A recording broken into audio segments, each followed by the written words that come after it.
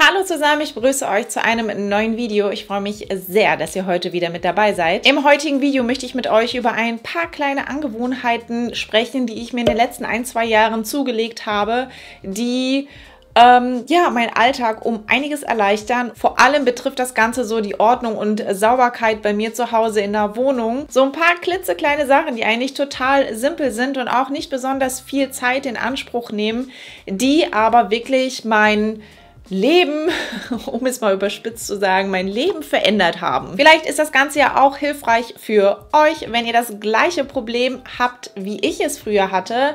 Und ich muss so ein bisschen ausholen dafür. Vor so ein paar Jahren war ich gefühlt noch ein ganz anderer Mensch. Ich war super unordentlich. Ich habe mich total schlecht ernährt. Einfach, weil ich keine Lust hatte, weil ich zu faul war, so ein paar Sachen einfach regelmäßig zu machen. Ich hatte keine Lust, wirklich was im Haushalt zu tun und ich hatte keine Lust, groß zu kochen, wenn ich nach einem langen Arbeitstag nach Hause kam. Und was ich mit am meisten gehasst habe, war, wenn sich Besuch angekündigt hat, dass ich davor erstmal stundenlang damit beschäftigt war, die Bude auf Vordermann zu bringen. Ich habe es so gehasst und ich habe mich selber so sehr verflucht.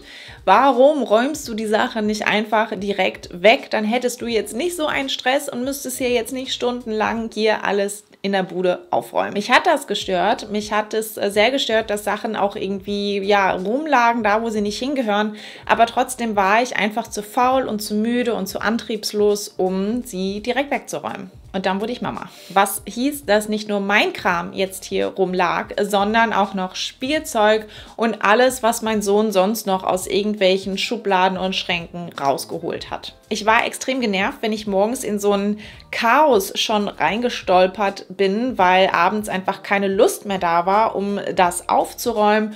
Und diese schlechte Laune hat sich dann einfach durch den ganzen Tag gezogen. Ich habe halt gemerkt, so, das tut mir nicht gut und ich muss etwas ändern und ich möchte etwas ändern. Ich habe mir ein paar Sachen angewöhnt, die ich dann zu meiner festen Routine habe werden lassen.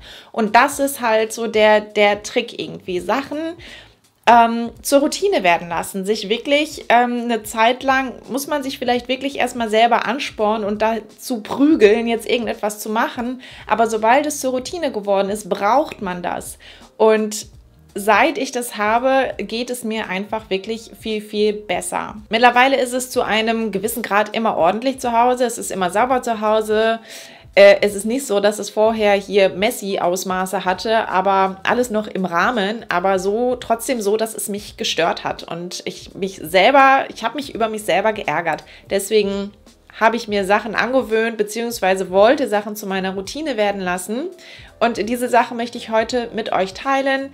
Natürlich gibt es auch Tage, wo es einfach trotzdem mal aussieht wie Bombe eingeschlagen, wenn mein Sohn gerade mitten im Spiel ist oder so. Das ist ja auch ganz normal. Da fange ich ja nicht, während er dann mit irgendwelchen Sachen spielt, fange ich ja nicht an, das dann aufzuräumen. Ist klar. Und das Erste ist, wie eigentlich alles hier in diesem Video, total simpel, aber nochmals, manchmal sind es die simplen Sachen, die man irgendwie außer Acht lässt. Und was mir total geholfen hat, ist Sachen, die ich gerade in der Hand halte, die ich gerade benutzt habe, sofort an ihren zugehörigen Platz zurückzulegen. Ihr kennt das vielleicht, man holt etwas beispielsweise aus einem anderen Raum, weil man es braucht, dann benutzt man das und dann legt man es erstmal einfach irgendwo hin und sagt, okay, räume ich später zurück. So sammelt sich das Chaos an. Du hast etwas in der Hand, dann bring es direkt an seinen Platz zurück. Es gibt einfach zig kleine Beispiele, die total blöd klingen. Beispielsweise, ich muss ein Geschenk einpacken, dann hole ich das Geschenkpapier aus dem Arbeitszimmer und packe das Geschenk im Wohnzimmer ein. Und danach lasse ich, wie ich das dann früher häufig gemacht habe, die Rolle Geschenkpapier habe ich dann erstmal auf den Tisch im Wohnzimmer gelegt und habe gedacht, okay, räume ich gleich zurück. Nein, ich mache das jetzt sofort, weil sonst sammelt sich halt auch einfach, es sammelt sich Kram an. Es gibt ja auch so bestimmte Oberflächen, die so zur Abstellfläche werden. Bei uns ist das Beispiel oder war es beispielsweise der Schuhschrank, wo immer irgendein Kram drauf abgestellt wurde. Und ihr könnt euch nicht vorstellen, wie oft ich da eine Kaffeetasse von runter und in die Küche geräumt habe. Weil man einfach zu faul war, die Kaffeetasse in die Küche zu stellen und sie stattdessen erstmal einfach auf den Schuhschrank gestellt hat. Und seit alles einfach direkt wieder an seinen Platz zurückgestellt wird, wirkt einfach die Räume Mülle nicht mehr so zu und dadurch wirkt es einfach immer viel ordentlicher hier zu Hause. Alles ist an seinem Platz. Die zweite Angewohnheit die mittlerweile so eine richtige Routine bei mir geworden ist, ist ebenfalls so simpel. Und zwar ist das abends, die Küche aufzuräumen. Lange Zeit war das immer so, dass ich das auf den Morgen verschoben habe, dass ich das morgens gemacht habe. Aber wenn ich nach dem Aufwachen schon in so eine absolute Chaosküche reingekommen bin, wo sich das dreckige Geschirr gestapelt hat, weil ich am Abend keine Lust hatte, die Spülmaschine auszuräumen, dann war die Laune einfach direkt schon im Keller. Es kostet mich manchmal abends Überwindung, weil ich echt keine Lust mehr habe. Aber trotzdem ist mittlerweile das Küche aufräumen zu einer richtigen Routine für mich geworden. Ich mache das immer nach dem Abendessen, also direkt nach dem Kochen essen wir meistens, wenn ich es nicht schon irgendwie vormittags oder mittags mache. Manchmal koche ich auch schon so ein bisschen früher. Dann räume ich das meiste wie die Töpfe und so natürlich dann schon direkt nach dem Kochen weg. Aber sonst mache ich das nach dem Abendessen direkt. Ich räume die Spülmaschine aus, ich räume die Spülmaschine an, je nachdem was halt gerade anfällt.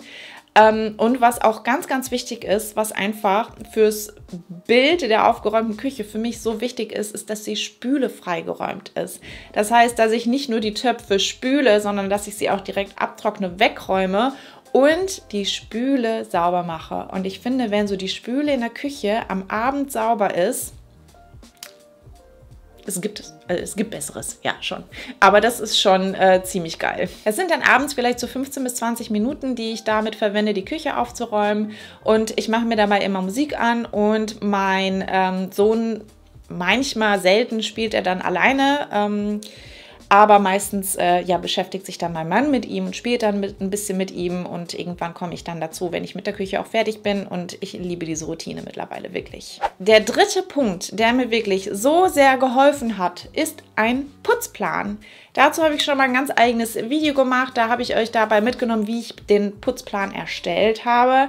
Das ist jetzt aber schon eine ganze Weile her und ich muss sagen, dass ich das jetzt mittlerweile nicht mehr ganz genauso mache, wie ich es damals in dem Putzplan festgelegt habe. Ich habe so ein paar Sachen geändert, aber ganz allgemein muss ich sagen, dass ein Putzplan einfach eine super Sache ist. Vor allem, wenn es einem schwer fällt, sich für manche Sachen aufzuraffen. Und mit so einem Putzplan, wenn man sich da mal so ein paar Wochen dran hält, kommt man einfach in so eine Routine rein, dass man hinterher gar nicht mehr ohne kann. Und vor allem, es ist immer schön sauber und ordentlich zu Hause. Und ich liebe das. Erstens finde ich es super praktisch, weil ich habe das früher immer, also das Putzen, so Badputzen, Staubsaugen, Bodenwischen, Staubwischen. Ich habe das alles dann immer an einem Tag gemacht, also alles auf einmal. Und damit war ich dann halt Stunden beschäftigt. Und da hatte ich überhaupt gar keine Lust drauf, weil ich vorher wusste, das musste dann ja auch immer an einem Wochenende sein, weil unter der Woche muss man ja arbeiten.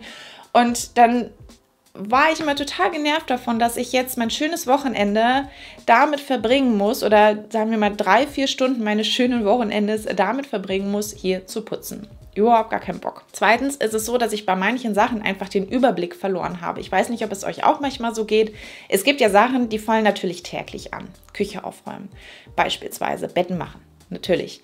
Aber es gibt halt auch Sachen, die mache ich nicht täglich, wie das Badezimmer putzen, wie den Boden wischen. Das mache ich alles nicht jeden Tag oder Staub wischen.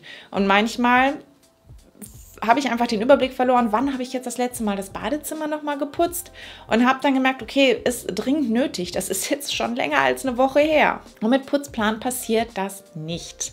Ich habe mir bestimmte Tätigkeiten im Haushalt auf feste Wochentage aufgeteilt. Ich nehme mir morgens circa eine halbe Stunde täglich, um das zu erledigen. Und es ist auch nicht bei allen Tätigkeiten immer eine halbe Stunde.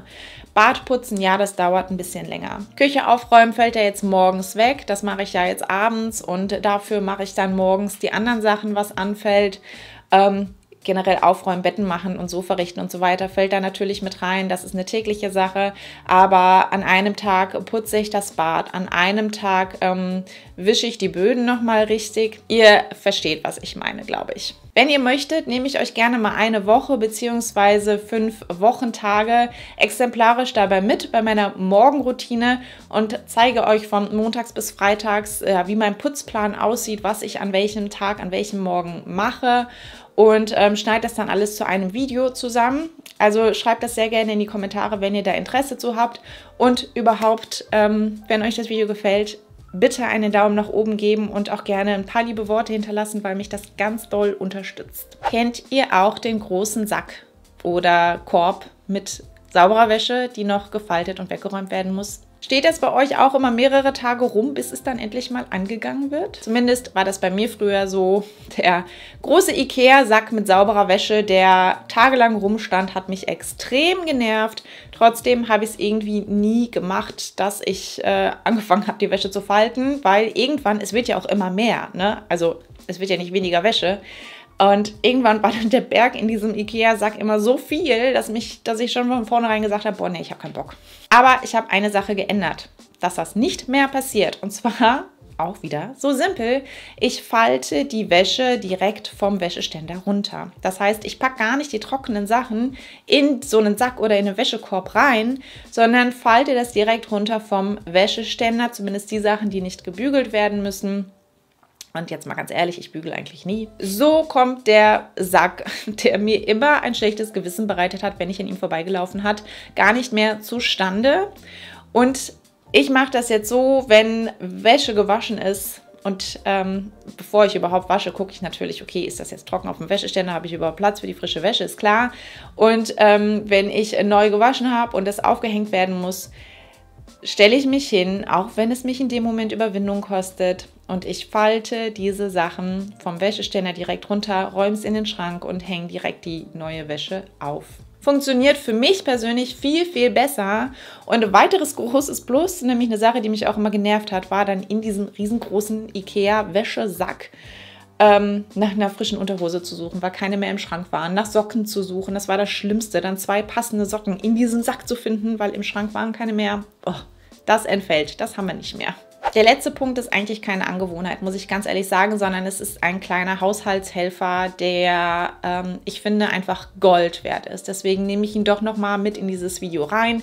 Ich habe ja meinen Haushaltsfavoriten schon mal erwähnt, aber ein Saugroboter ist einfach die beste Erfindung der Menschheit. Ich liebe unseren Saugroboter und ich möchte nie wieder ohne sein. Beziehungsweise ich muss dazu sagen, wir waren eine Zeit lang ohne, weil unser Alter ist kaputt gegangen und ja, wir wussten erst nicht so richtig, okay, lassen wir den jetzt reparieren oder legen wir uns doch einen neuen zu. Da waren wir in dieser Zeit, halt ja, ohne Saugroboter und ich habe da wieder gemerkt, boah, ey, das Teil fehlt hier.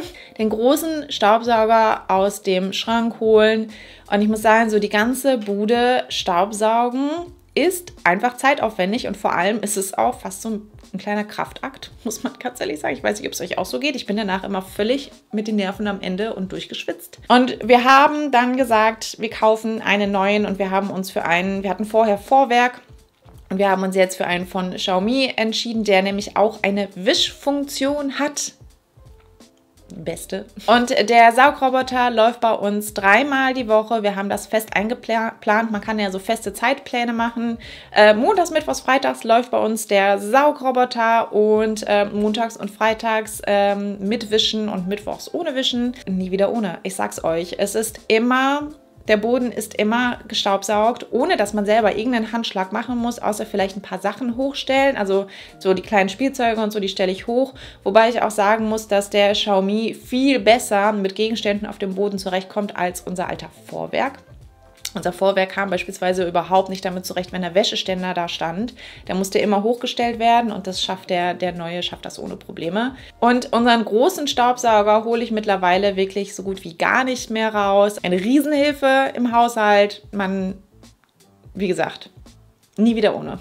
Wenn ihr auch noch hilfreiche Tipps habt, die eigentlich nicht viel Zeit im Alltag kosten, aber trotzdem diesen Alltag um einiges leichter und schöner machen und die Bude sauberer und aufgeräumter dadurch aussieht, dann schreibt mir das sehr, sehr gerne in die Kommentare. Ich freue mich immer von euch zu hören. Und wie gesagt, Daumen nach oben nicht vergessen. Und dann freue ich mich, wenn wir uns nächste Woche wiedersehen. Bis dann. Tschüss.